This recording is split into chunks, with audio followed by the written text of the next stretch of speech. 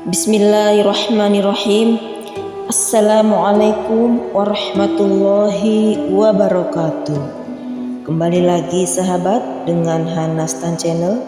Kali ini kami akan bercerita tentang kisah Nabi Muhammad SAW. Kelahiran Nabi Muhammad SAW. Nabi Muhammad SAW adalah anak Abdullah bin Abdul Muthalib. Ibunya bernama Aminah binti Wahab. Kedua orang tuanya itu berasal dari suku Quraisy yang terpandang dan mulia.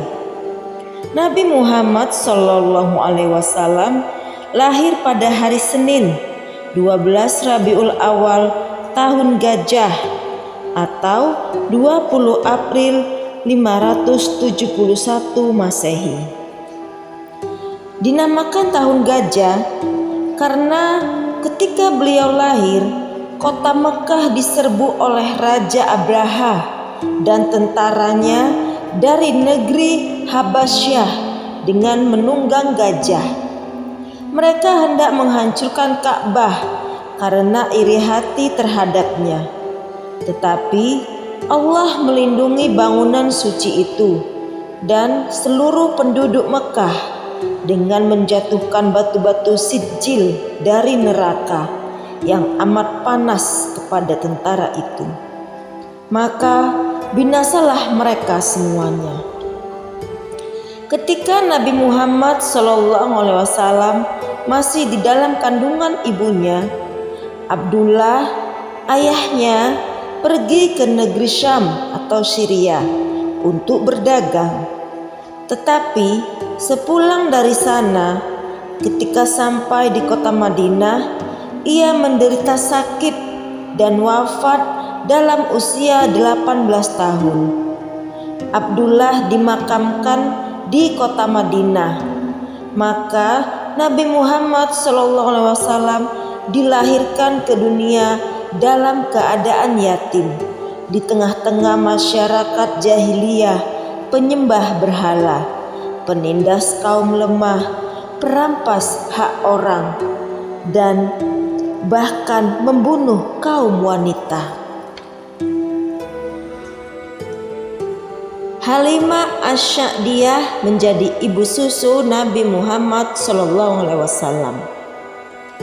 Sudah menjadi adat bangsa Arab ketika itu bahwa bayi seseorang disusukan kepada wanita lain.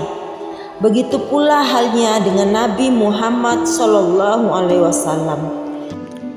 Beliau disusukan kepada seorang wanita dusun bernama Halimah As-Sa'diyah. 4 tahun lamanya beliau tinggal di dusun Bani Sa'ad bersama ibu susunya itu. Selama memelihara Nabi Muhammad, keluarga Halimah As-Sa'diyah memperoleh limpahan rezeki dan Allah Subhanahu wa taala sebagai berkah. Menjelang usia 5 tahun, Halimah As-Sa'diyah mengembalikan Nabi Muhammad SAW kepada ibunya karena telah terjadi peristiwa atas anak asuhnya itu yang mencemaskan hatinya. Ketika di dalam permainan bersama kawan-kawannya, Nabi Muhammad SAW tiba-tiba didatangi 2 laki-laki berpakaian serba putih, membaringkannya, kemudian melakukan sesuatu atas dada anak tersebut. Meskipun tidak sesuatu pun terjadi atas Nabi Muhammad, setelah peristiwa itu Halimah amat khawatir, maka ia segera membawa Nabi Muhammad kembali kepada keluarganya di Mekah. Di bawah asuhan kakeknya, Abdul Muthalib, Siti Aminah amat setia terhadap suaminya. Seringkali ia bersama anaknya pergi ke Madinah untuk berziarah ke makam suaminya, sekaligus bersilaturahmi kepada keluarganya Bani Najjar di sana. Suatu hari dalam perjalanan pulang dari Madinah, Selesai berziarah, Siti Aminah jatuh sakit di desa Abawa antara Makkah dan Madinah. Beberapa saat kemudian ia wafat di sana, meninggalkan Nabi Muhammad SAW yang ketika itu baru berusia 6 tahun. Maka jadilah Nabi Muhammad SAW yatim piatu. Bersama Ummu Aiman, pembantunya, Nabi Muhammad kembali ke Mekah. Beliau kemudian dipelihara oleh kakeknya, Abdul Muthalib, hingga menjelang usia 9 tahun. Nabi Muhammad SAW diasuh oleh pamannya. Selama 3 tahun bersama kakeknya, Nabi Muhammad akhirnya dipelihara oleh pamannya, Abu Thalib, karena kakeknya itu meninggal dunia. Abu Thalib adalah seorang sesepuh kaum Quraisy yang disegani oleh kaumnya. Meskipun demikian, dia bukanlah tergolong orang yang kaya. Abu Thalib hanyalah seorang pedagang biasa yang sering merantau ke negeri Syam bersama serombongan kafilah dagangnya. Ketika berusia 12 tahun, Nabi Muhammad SAW diajak oleh pamannya pergi berdagang ke negeri Syam. Sampai di suatu dusun perbatasan Syam, Abu Thalib bersama kemenakannya itu singgah di rumah seorang pendeta Nasrani yang soleh bernama Bahira.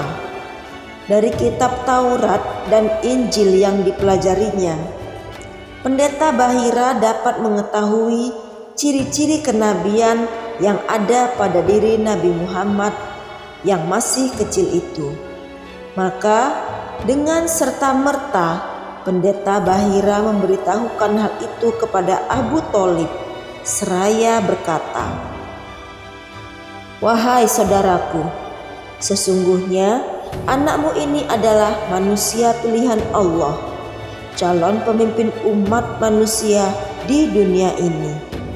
Maka jagalah ia baik-baik, bawalah ia kembali, sebab aku khawatir ia diganggu oleh orang-orang Yahudi di negeri Syam.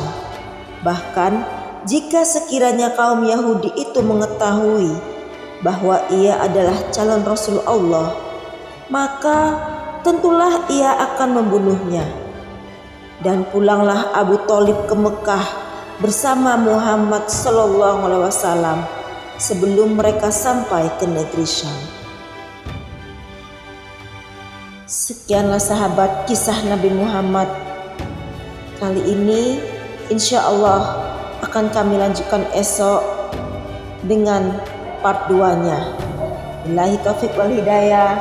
Wassalamualaikum warahmatullahi wabarakatuh.